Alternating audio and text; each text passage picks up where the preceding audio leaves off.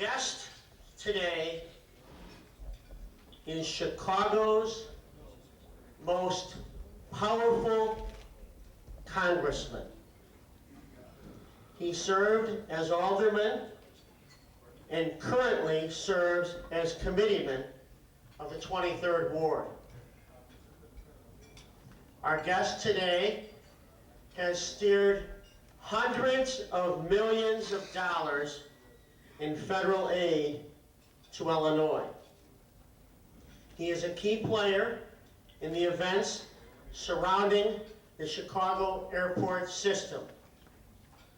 From the point of view of Chicago, our guest today is the right person in the right place at the right time. Ladies and gentlemen, please welcome to the City Club of Chicago, Chicago's most powerful congressman, Bill Lipinski. Thank you. Those are very, very nice words, and I appreciate that very much. There's two corrections I have to make, though, before I start here. Number one, I was not aware that the 23rd Ward needed any kind of renaissance whatsoever. It seems to me that it has been the ideal place to live in the city of Chicago since February the 22nd, 1975.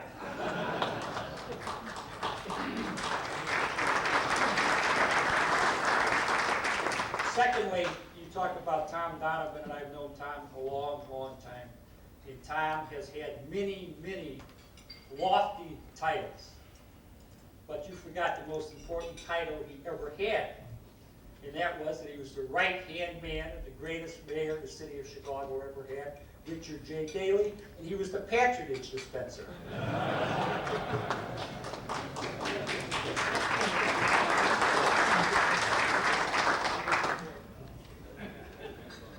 Yes, he was very important to you, Raquel.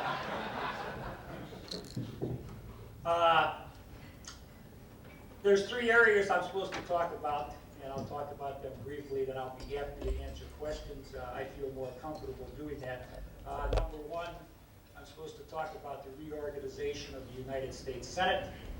What I have to say about that is with the reorganization of the United States Senate and Democrats taking charge, I think it's very good for the country, first of all, because I don't believe that any party should control the House, the Senate, and the presidency. I don't think it's good. I think when that happens, you have the extremes in both parties dictating a lot of the legislation. When you have divided government, I think it's good for the American people, and I think we come up with compromise legislation that is beneficial to the American people. I think it also helps very much the state of Illinois, because with the Democrats now in charge in the Senate, I believe it makes Denny Hastert the second most powerful man in Washington, D.C., behind the president. And I think that that is extremely beneficial for Illinois, because Denny may be the Speaker of the United States House of Representatives, but he doesn't live on the Potomac River, as he says. He still lives on the Fox River, and he still thinks of Illinois uppermost in his mind. And he has been enormously beneficial to Illinois ever since he became Speaker. And as time goes on, he gets stronger and more influential and more powerful, and he will be able to do more for Illinois in the coming years. The next area I was supposed to talk about is the redistricting in the state of Illinois. And I think for the first time in probably 50 or 60 years, we managed to come up with an agreed upon map between the Democrats and the Republicans. We lost one seat, and normally when you lose a seat, it becomes a very, very difficult situation to work out the redistricting. When I knew for sure that we were going to lose one seat, I went to Speaker Hastert and we sat down and discussed the situation. And we said that if at all possible, we would try to work out a situation where we would have 9 districts that were leaned strongly towards the Democrats, I'll say it that way. 9 seats that lean strongly Republican, in 1 seat that will be competitive. Because of the great loss in population in southern Illinois, that made it rather difficult. But I think we did come up with a map that is as fair as it possibly can be to both parties, to all the incumbents. Recent federal court decisions have been very beneficial to incumbents, because federal courts recently have ruled that you can do a considerable amount of gerrymandering to protect incumbents. And with that in mind, the Speaker and I managed to work out a map which passed the House in Springfield, passed the Senate in Springfield, was signed into law by the governor, and 18 of the members of the House are very happy with it. 1 isn't too happy with it, but I think if he sits down and evaluates the situation, he will see that someone had to be put in a competitive district, and that if he works hard and raises the money, he can indeed be competitive in that district. The third area that I'm supposed to talk about, what was that? Was that supposed to be aviation? I take all my marching orders from Rappel in regards to aviation. At least that's what Jesse Jackson Jr. thinks. Over the course of the last 7 or 8 months, I have met with Mayor Daley, Governor Ryan, President Bush, his chief of staff, Jim Goodwin, Don Carty, Herb Kelleher, many people in regards to the aviation situation as it affects the city of Chicago, and principally O'Hare Airport. I have come to the conclusion that we are never going to be able to make a decision on the local level in regards to O'Hare, or Peatone, or Gary, or Rockford. Who did I miss, Paul? Mixfield? A decision has been made on Mixfield. That's over and done with. Okay, from your standpoint, it's not, that's fine. I wish you all the luck in the world, but from my standpoint, that was over with. As you all know, the mayor wants to, and has an agreement to close down Mix Field. There is a big lobbying effort at the present time in regards to trying to keep it open.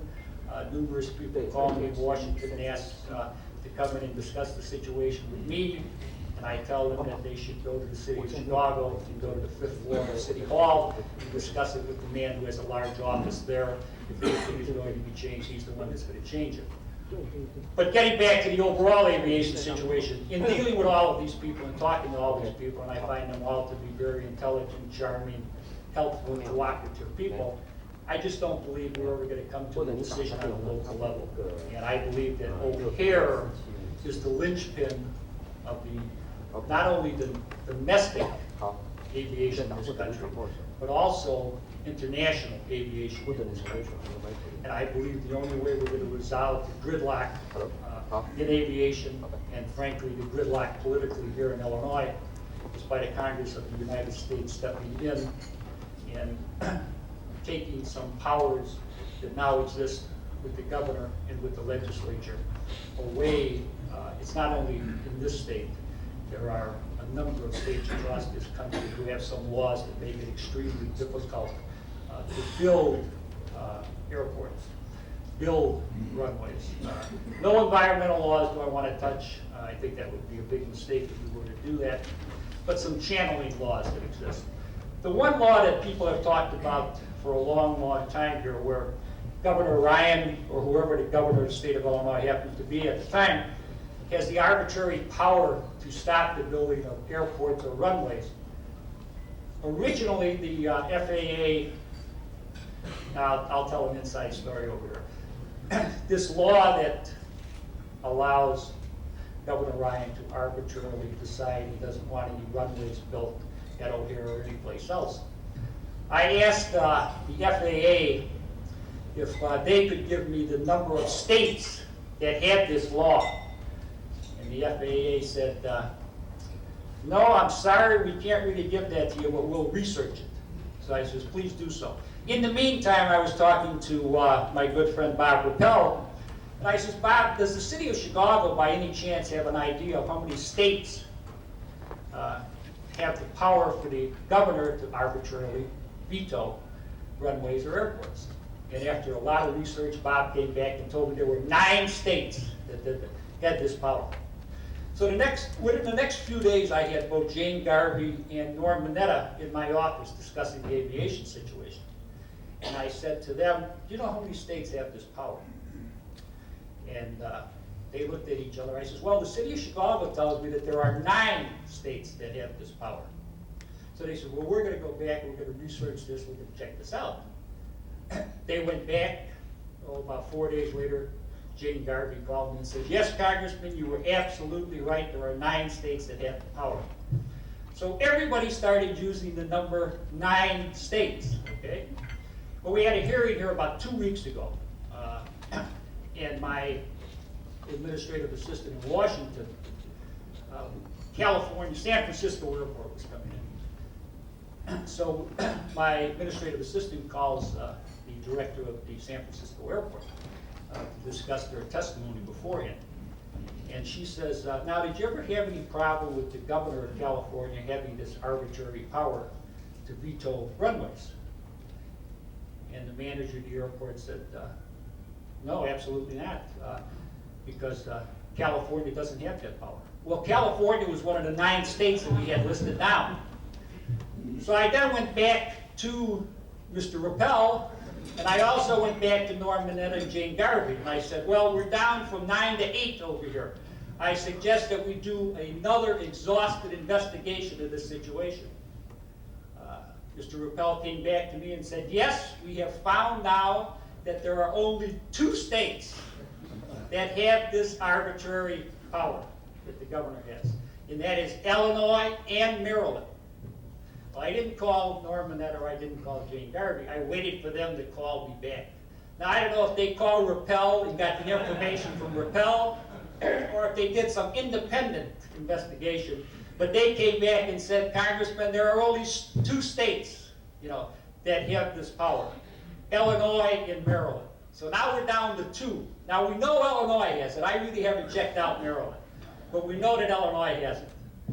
So it just goes to show you that we are dealing with an extremely complex, difficult situation, both on the local level and on the federal level. But I am hopeful that in the near future we will be able to do something on the federal level. If they get it worked out here locally, fine, that's wonderful. I'd be happy to see that happening. But I don't believe that is going to happen. I believe that we will have to pursue it on the federal level, and I would like to try to get something done before the end of this year. Okay, now I'm ready for questions. Could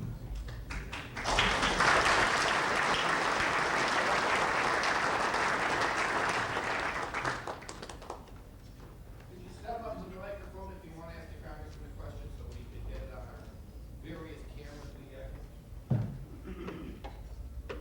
Nobody wants to ask a question. Now, don't be shy, don't be bashful. You're all powerful, influential, intelligent people. Eddie, you want to ask me a question? I'm your second favorite congressman, I know that. In the new map, though, I'm in the 19th ward. Of course, you're not in the 19th ward anymore, but your looks are still there. Oh, we got somebody for a question. Okay. Marty Gleason is my name. And on redistricting, you mentioned the protection of incumbents was apparently the main thought in that process. One of the things that has always concerned me was that the citizens are better served, and you alluded to the fact about divided the branches of government being good for the people, was that competitive districts were good for the people. And I always thought that the competitive districts should be the first ones decided, so that when people showed up at the polls in November, they had a real opportunity to make a change in the direction of government. The sound of this process in Illinois seems to indicate that the only way to have a choice in this is to move to southern Illinois and the district where Johnson and Phelps will be. would you comment on on the matter of why is there not a process in place where competitive districts are the number one thing in redistricting? Well, the 18 of the 19 districts could be very competitive in primaries. 9 of them could be very competitive in Democratic primaries. 9 could be very competitive in Republican primaries. The Phelps-Johnson district will probably be competitive both in the primary and in the general election. And I can understand you wanting competitive districts. But if you were not going to make sure that as many incumbents as possible were going to be in relatively safe districts, there is no way you would have ever gotten an agreed upon map. We would have all wound up in federal court. No one knows what would have happened in federal court. The Democrats are particularly concerned about that based upon the experience we had 10 years ago. When we wound up in a federal court, the federal court wound up accepting a map that put 6 incumbent Democrats into 3 districts. We subsequently wound up losing 3 Democrats. As far as off the total actual number, we wound up losing 2 Democrats, but there were 3 incumbent Democrats who didn't run. So we were very concerned about that particular aspect of it. You can also look at it from another standpoint, and no one knows it better than I. The longer you are in Congress, the more power you have, the more influence you have, the more you can get done for your constituents in your district, in your county, in your city, in your town, in your state. I happen to think that's important. I happen to think that that is significant. I also have been in Congress long enough to know that if you're in a heavily Democratic district or a heavily Republican district and you are not doing your job in the primary, you are going to get yourself, a very, very well-financed, articulate, hardworking, aggressive opponent. So I can understand from your perspective, but from my perspective, I think we did the best we possibly could, certainly not only for the Democrats and the Republicans, but for the individuals who live in the state of Illinois. They will have, I think, excellent representation over the course of this redistricting period. Who's next? Nance Dooley. I don't know if this is in your realm, Congressman, but 71st and Pulaski, this Long John Silver has been knocked down, and all of this junk has been sitting there for several years, and I was wondering if you know what's going to happen. Alderman Zaleski, 71st and Pulaski, is that the mighty 13th Ward? Yeah, 13. You should either call the Speaker of the Illinois House, Michael J. Madigan.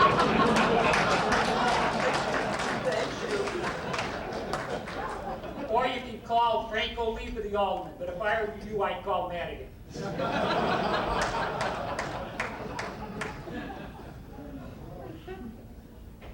Yes, sir. How do you do? My name is Don Hermanson. The last time I talked to you was in your office in Washington. My question / statement has to do with O'Hare Field or the relocation of an airport. I'm a labor leader, have a constituency of 18,500 people, and a lot of them work at O'Hare Field. My concern is if we move the airport to Peatone, the draw that it's going to have from Chicago community, from the skilled and unskilled labor that we need down there, that will be needed, and the residents of Chicago that will relocate. I wonder if any thought has been given to, we've talked about high-speed rail in Illinois. I realize I'm kind of skipping around in here, but we've talked about high-speed rail in Illinois. If we could work on the first leg of that hub from Chicago to Rockford, use that world-class airport that's out there for the temporary, while we take O'Hare right down to the dirt and start over again. I understand we have the space, the room at O'Hare, but the configuration of the runways has to be altered. That would give us a couple of years to do that work, excuse me, and then but it would depend on high-speed rail. High-speed rail could bring that hour-and-a-half trip down to half an hour into downtown, into Chicago to O'Hare Field, plus taking off, I think there's like 6 buses an hour running each direction between Chicago and Rockford right now. And when everything was finished, keep the Rockford airport as a satellite airport, perhaps for international flights and so on. I wonder if you could remark on that. Well, first of all, you're not gonna take O'Hare down to nothing. If they're gonna put in a runway or two at O'Hare, the rest of the airport is going to continue to operate pretty much as it has been operating. As far as, I think there's always enough union people, frankly, to go around to help rebuild O'Hare. If they want to go down and build Peatone. Peatone, my position in regard to Peatone is and always has been, if a air carrier wants to go into Peatone, an American, a United, a Delta, then you can build that airport. But the state can put as much money into it as they want. The federal government can put money into it if they want. But unless you get a carrier to go down there and operate out of there, you're not going to build that airport. And Kirk Brown, Secretary of Transportation in the state of Illinois, probably the strongest proponent of Peatone, has said publicly and privately on numerous occasions that he's not going to be able to build the airport unless he gets a carrier to go down. Okay, so I just wanted to get my position on Peatone out. In regards to high-speed rail, everybody talks about high-speed rail. I've seen it operate in Europe. It operates extremely effectively. But the amount of money you're going to have to put into it in this country to have people ride it is really going to be quite heavy. I don't see that happening in the near future. People in this country are very much orientated now to flying when they have to go any kind of distance, or frankly taking their own automobile and driving it. So unless you can really develop a real high-speed rail, I don't think you're going to have people do it. And the cost is, as I say, is really quite substantial. You know, you have to upgrade the railroad bed. You have to fence off the railroad bed. You cannot have any grade level crossings. The crossing, you know, if you're going to get it up to real high speed. And I haven't seen anything about a high-speed rail corridor going from Chicago to Rockford. Everything that I have seen has been Chicago, roughly Springfield, St. Louis, something like that, Chicago up to Detroit. So I think what is going to happen here on the local level as far as aviation is concerned, I think should be to a great degree left up to the people who operate these various airports.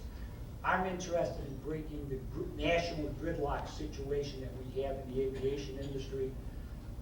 O'Hare is the heart and soul of that. O'Hare has to be placed in a position to be able to increase its capacity. How that is done, I think, should be left up to the local people. Thank you very much. Mr. Rappel? I have a comment, then a question. I just wanted to remind the ranking member of the Aviation Committee that the 9 number was qualified in as much as the ranking member wanted an answer within 24 hours.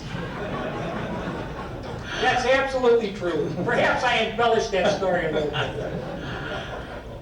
Congressman, there have been a number of proposals by the airline industry, the airport associations, and I believe that Senator Hutchinson has introduced legislation already that would streamline the environmental process for building runways throughout the country. Do you have any sense about the likelihood of passage of that kind of legislation? Well, I think that legislation will pass the House of Representatives. I'm not sure it will pass the Senate. I think it would be helpful if that type of legislation would pass in order to accelerate the development of airports and new runways, but you have to be very careful. You and I have discussed it on numerous occasions. I've been a very strong environmentalist. I hope to remain a strong environmentalist, but there does have to be some modification, particularly where you have a situation where the state EPA will go through all the environmental study, and that'll take 3 years or so. And then the feds wind up coming in and taking another 3 years studying the same thing that the state studied. And then at the end of that period of time, people can litigate it, and there's no limitation on how long the litigation could go. So, I'm in favor of it, but as Ross Perot said, the devil is in the details. Right now, the legislation that was introduced hasn't even been accepted by the Republican leadership, and I know the Democratic leadership is not in favor of that. So that's something to work on, but I don't see anything out there yet that we can really pass. Who's next? Hello, my name is Rachel Goodstein. I'm the Executive Director of the MEGS Action Coalition, and I want to thank the City Club for providing this forum. The MEGS Action Coalition represents over 5,300 dues-paying members and organizations representing over 1 million individuals and 500,000 individuals and 6,000 companies. Our members are concerned over the loss of regional runway capacity at a time when everyone agrees we need more capacity. And so here's my question. If Congress gives active consideration to an airport bill that covers all kinds of airports, the whole aviation system, would you stay neutral on the inclusion of Meigs Field in the package? And I'm particularly interested in this given your concerns about Mr. Ryan's arbitrary power in the situation of O'Hare. Thank you. Well, if that legislation is ever introduced in regards to MIGs, I'll certainly sit down and take a very good look at it. I doubt that that is going to happen, but if it's introduced, I'll take a look at it. That's about the only comment I can give you at the present time. Thank you. Couple more questions. Congressman hasn't even broken the sweat yet. Yes. Thank you, Congressman. With my apologies to American Airlines, I was at an airport and flew on a plane not too long ago and was reminded that I needed to ask you about what's happening to the Passenger Bill of Rights. This was not an American Airlines flight, I might say. Well, the leadership of the Infrastructure and Transportation Committee sat down and worked out with the airlines an agreement whereby if you are now unhappy in 12 specific areas, you will be able to sue the airlines. I was always under the impression that you could have sued the airlines anyway, but there is an agreement now, a voluntary agreement that Congress has accepted with all the airlines saying that if the passengers are unhappy about some aspects, they can be sued. I frankly don't think that's going to work out. I think we're going to have to pass legislation, but I'm sure Mr. Hood from American Airlines sitting in the back would not agree with me, so I'm not going to elaborate on it because he'll be asking for equal time. So let me just say that we have a voluntary agreement. I hope and pray it works out, but I have great reservations about it. Who's next? My name is Rufus Hunt. I'm an aviation historian. One thing this no one seems to be addressing to is the fact that in the next few years there's going to be a pilot shortage. Already AOPA has pointed out that the median age of pilots in this country is 59 years. Most pilots stop flying around 70 years of age. The next generation of pilots is going to come from programs such as the Young Eagle program conducted by the Experimental Aircraft Association. Now, the young people that are being introduced to aviation-related career goals via this program is where we have to look. And if we lose Meigs Field, then that program will come to a virtual end for Chicago's youngsters.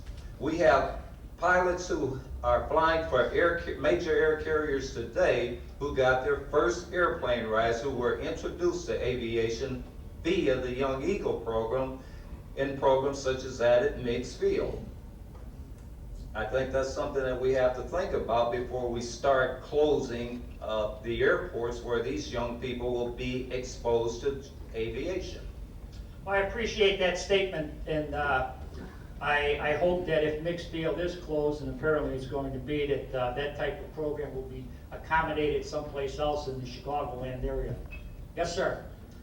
As Congressman, first of all, thank you very much for coming out and allowing us to speak with you. With the reauthorization of the federal transportation bill coming up, I was wondering what you see as the key issues that need to be focused on. Well, we have to change the formula for highway money. The last bill we passed in the about 3 o'clock in the morning. They changed things in the Senate, unfortunately, and I don't think that we got our fair share of formula money. So that's one thing that we are working on there very, very definitely. We also need more money overall for Jeff Ladd's Metra and Frank Cruz's CTA.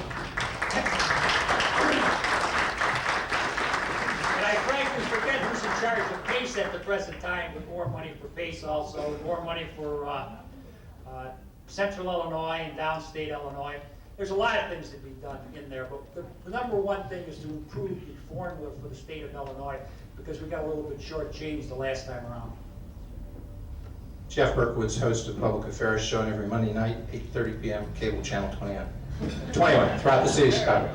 Congressman Lipinski, if, as you suggest, this problem has to go to the federal government for a solution, I think that's your suggestion, what's the mechanism by which you think that will be decided? What entity, what group of people, what commission? And two, what are the likely or most likely solutions from which that plan of action would come, the final plan of action?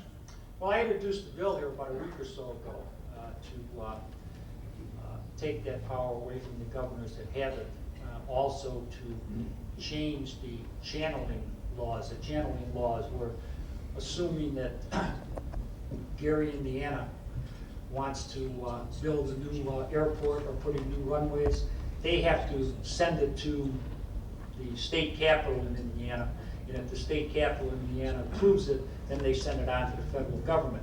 And I believe that that has been a strong impediment to building runways and building airports. So in those states, what I'm doing is I'm having the local airport authority be able to go directly to the FAA. Now this is going to pertain to principally the major airports in the country. So that would be O'Hare expansion, and what would you envision in terms of the number of runways that would, additional runways? I would leave that up to the aviation department of the city of Chicago, Commissioner Walker. And what about the third airport? Where do you envision that solution coming from? Well, as I have told everyone that talks to me about the third airport, the number one thing that you should do is find yourself an air carrier that's willing to go down there. Those people who favor airport Piatone after this is over, they should go right in the back there and speak to Mr. Hood and see if they can persuade American Airlines to go down there. What do you say to those who, one last question, what do you say to those who say, a long time ago, that's what the airlines said about O'Hare, that they wouldn't go to O'Hare until it was built? Well, sometimes people predict things that are accurate, sometimes they predict things that aren't accurate.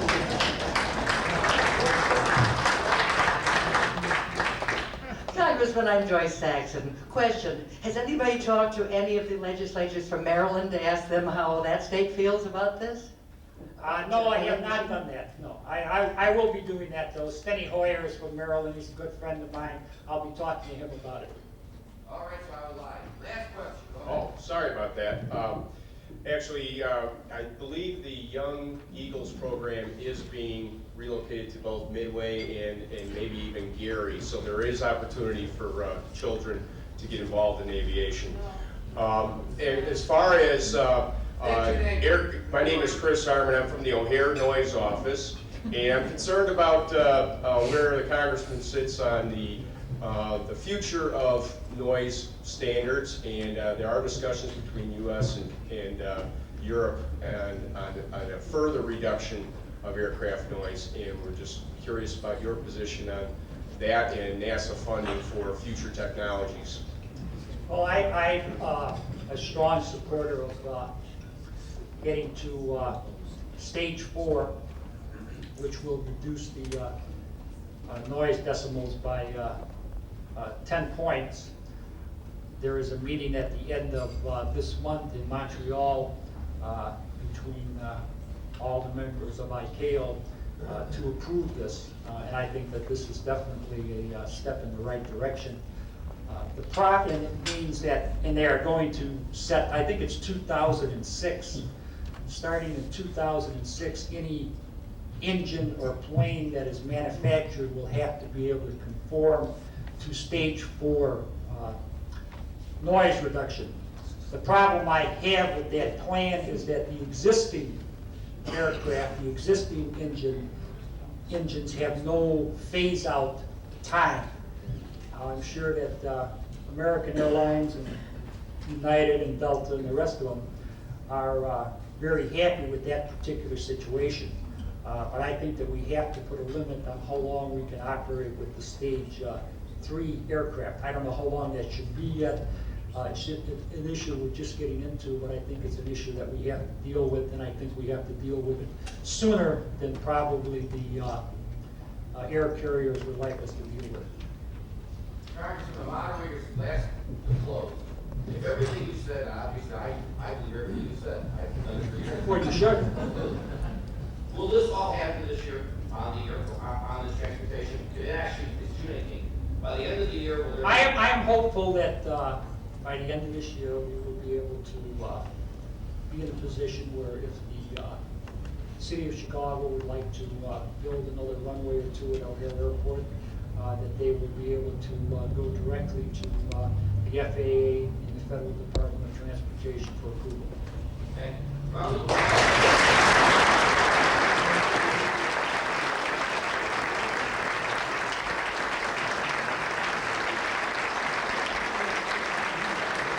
Thank you, thank you, thank you.